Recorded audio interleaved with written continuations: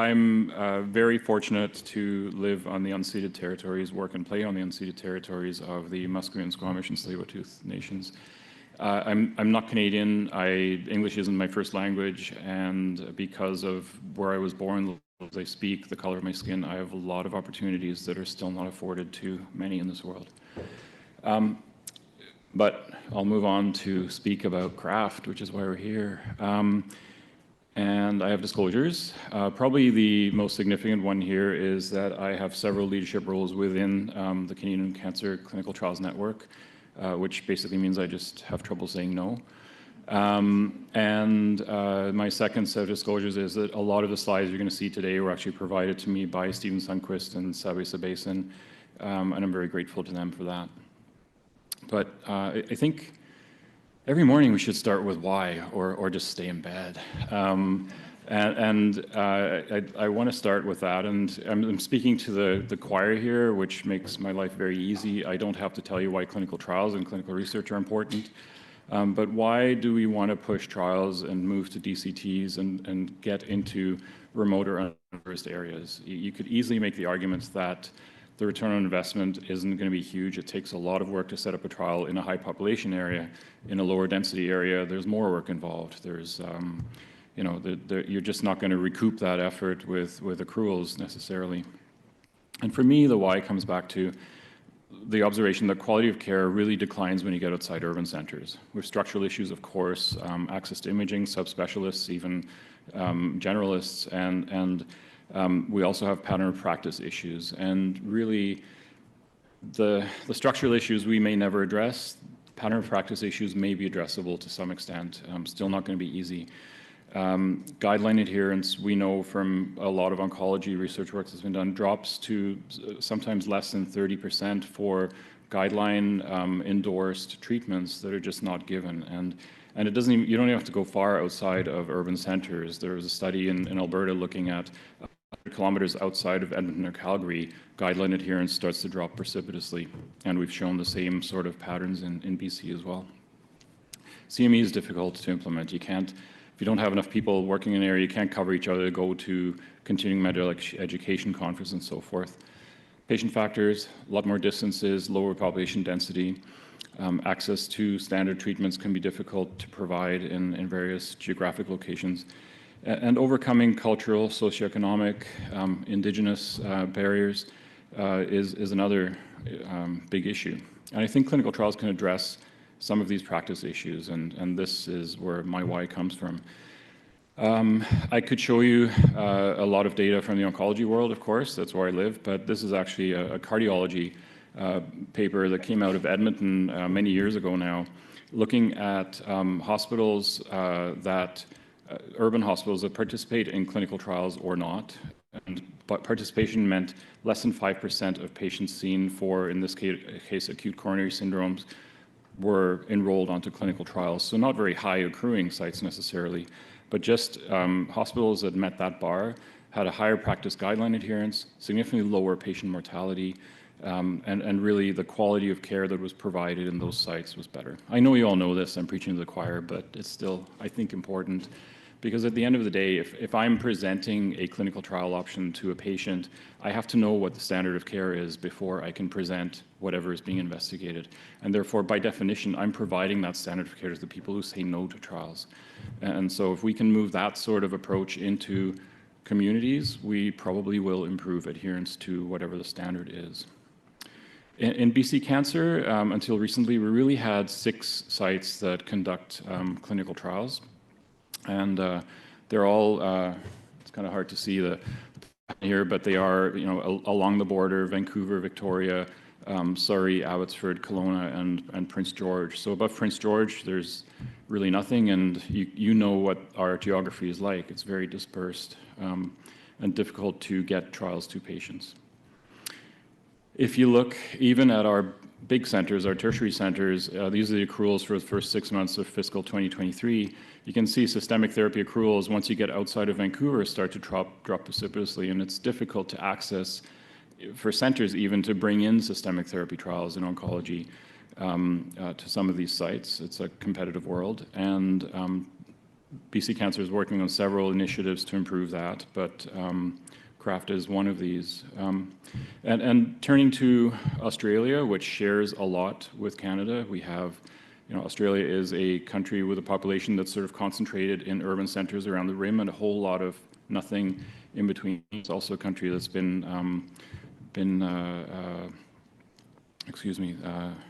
that's been colonized by white people, and therefore you have a lot of the same Indigenous issues that we have.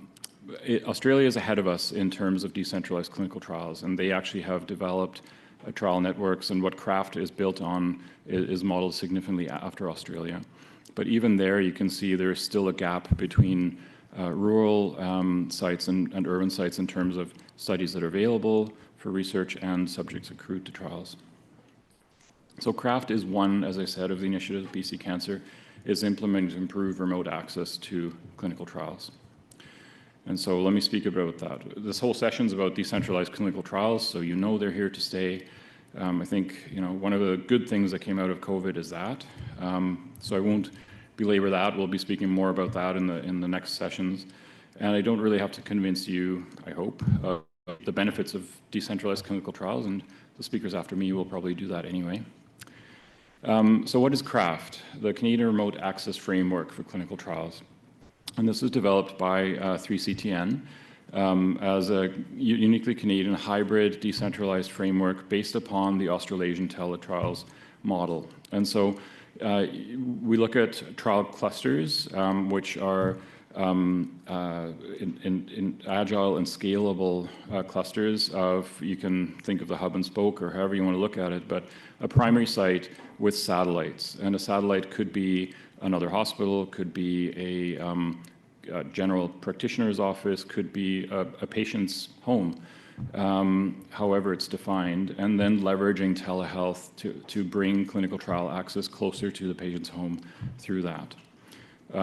Using a risk-based approach, organizing trials that can be provided in such an environment, and then making sure you have explicit delegation of role accountabilities determined by what experience or suitability there is at the satellite sites and what kind of trials you place in terms of complexity.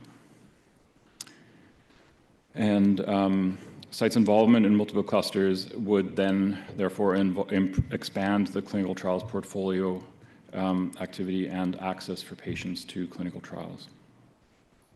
So how do we go about this? In 2019, we had a stakeholder workshop in Ottawa to really start planning this. It was attended by industry, patient representatives, clinician researchers, and Health Canada. And we developed a position paper on what this framework should look like. And again, working off all the work that had been done in Australia before to develop this kind of network. 2020 and 2021 was really developed on, or focused on developing toolkits to help sites become or activate the CRAFT process within their sites. So working groups were established, and the toolkit was developed that you'll see in a minute, and the next move was to a proof of concept. So an RFP went out to sites across Canada, 3CTN sites, to really say, bring us your ideas, bring us your trials that you would like to move to satellite sites, tell us about the satellite sites, and it was basically like a grant competition, where we were able to provide funding for 3 sites to be selected to pilot the CRAFT initiative.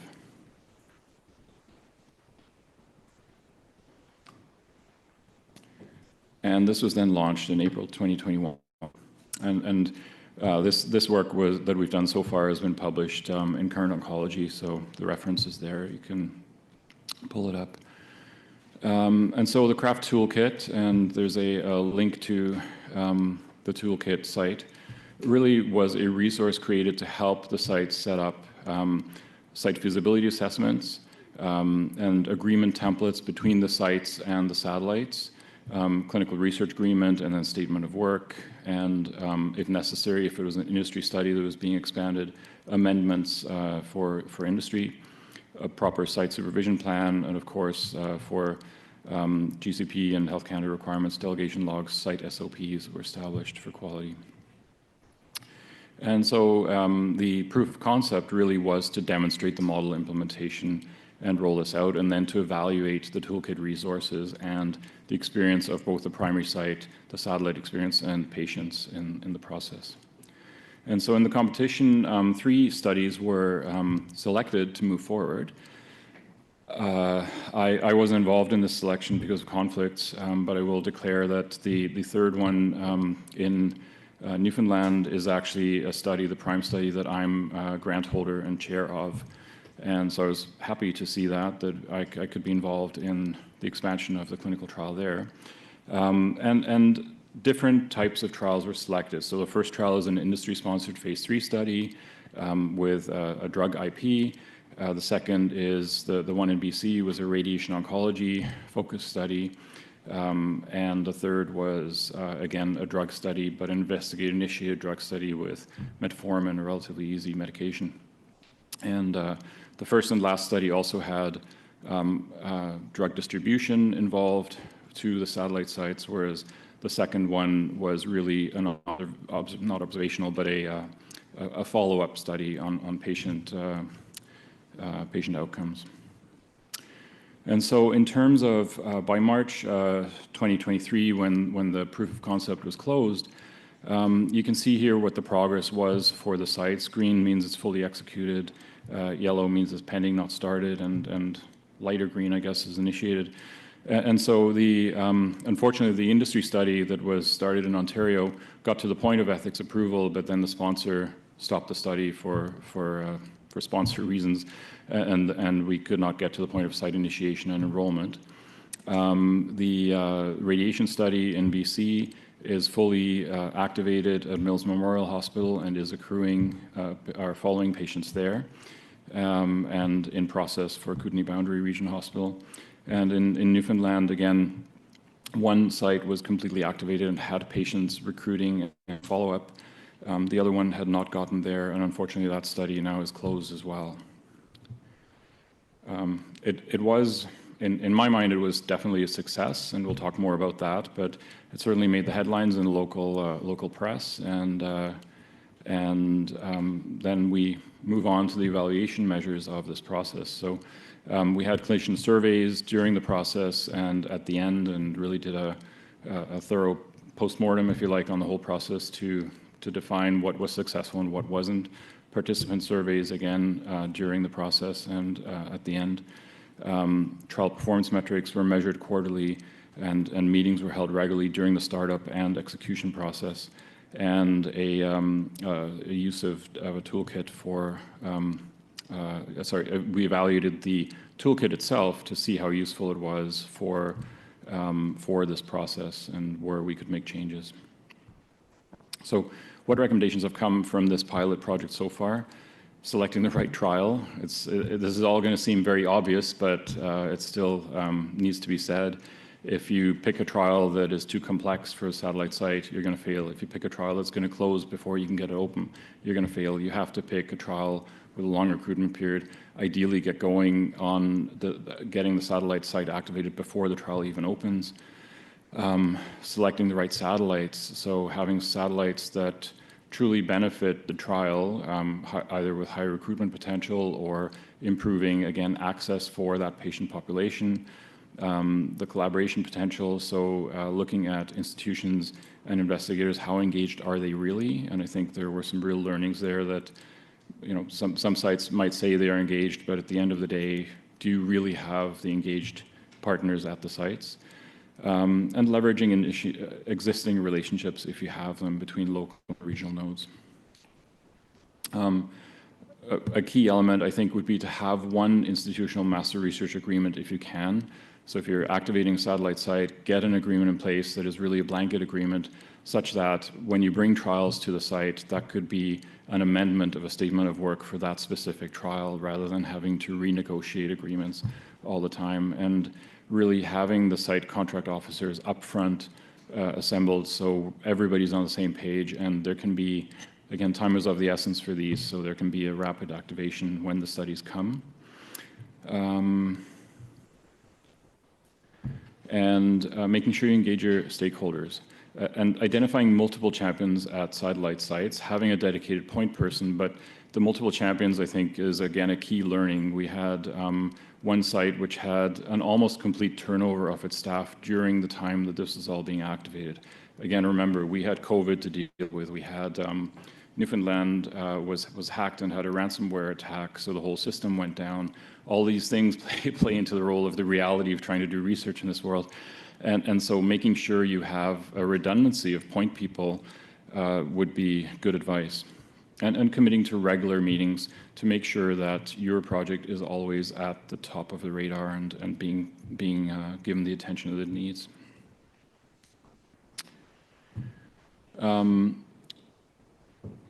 The other considerations for DCTs in general for sponsor and investigators, the study protocol. I really think we're moving to DCTs. I think this is the way to go, truly, and so we should be looking at our protocols. Our study protocols need to have the definitions and the unique characteristics of decentralized trials worked into them. How how will we do consents? What will blood draws and tissue acquisition look like? All of this should be worked into the protocol. Provision for AEs, what AEs are we going to collect? How pragmatic can we make the trial? Again, a lot of what we heard earlier today about keeping things as simple as possible, all these play into what we need to do if we're going to move to DCTs.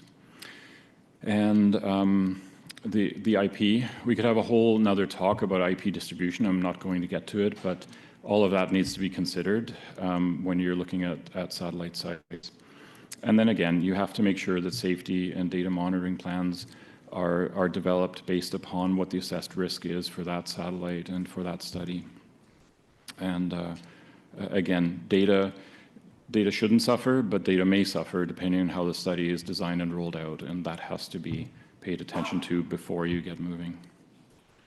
So where are we now and where are we going to?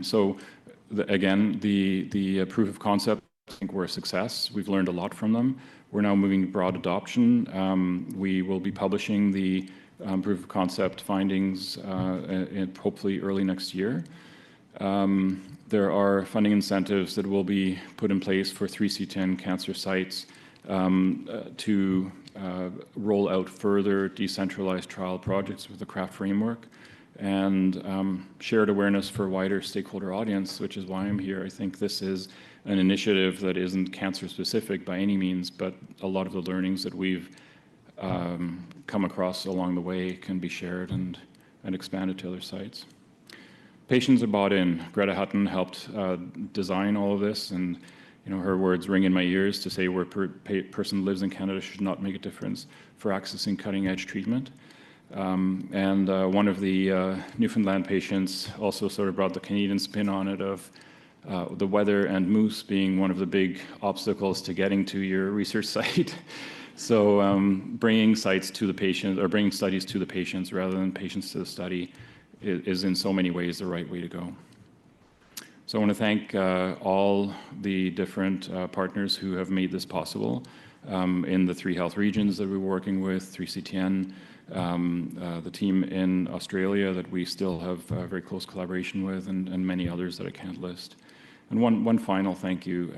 We lost a Titan last year. I don't know who here knew Karen Arts, but she was a friend, a mentor, really a Titan. And if you have an easier time conducting clinical trials in Canada today, she was probably a big reason why.